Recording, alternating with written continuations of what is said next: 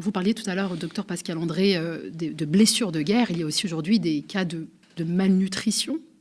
Oui, vous avez une population déjà qui est terrorisée. Revenons quand même sur la terreur. On nous parle sans cesse de terreur, d'apologie à l'égard du terrorisme. Mais qu'est-ce que l'on vit aujourd'hui? On vit une rencontre d'une population civile qui est terrorisée et qui vit depuis 5 mois dans la terreur, des déplacements répétés, 4-5 fois des déplacements parce que les hébergements ont été détruits, un recours à l'alimentation et à l'eau potable extrêmement difficile. Actuellement, il y a une épidémie d'hépatite A, donc à l'hôpital européen, et je peux vous dire que ça va très très très vite parce qu'il y a un accès à l'eau qui est très limité, un accès aux toilettes qui est extrêmement limité. Il y a des épidémies de gale, des épidémies de... C'est extrêmement compliqué. Il y a énormément d'infections post-opératoires. Pourquoi? Parce que quand on n'a pas accès à l'eau et au savon, qu'est-ce qui se passe? Les patients s'infectent, donc énormément de reprises, énormément de patients douloureux. Donc c'est juste vraiment des conditions extrêmement compliquées et indignes.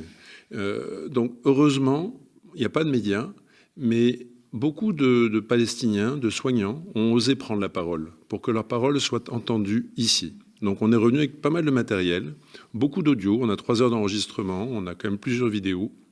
Bien entendu, pour raison de sécurité, vous verrez aucun visage de ceux qui parlent, ni aucun nom.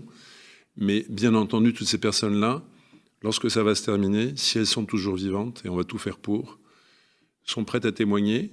Et je pense qu'il est important que les politiques et les citoyens qui aujourd'hui ferment les yeux ou entendent qu'être complice aujourd'hui d'un massacre comme celui-là, qui n'a pas encore le nom officiel de génocide, mais que nous, soignants, nous pouvons qualifier avec les personnes qui le vivent de génocide, nous en sommes témoins, vont être assimilés comme des coupables de non-assistance à personne en danger.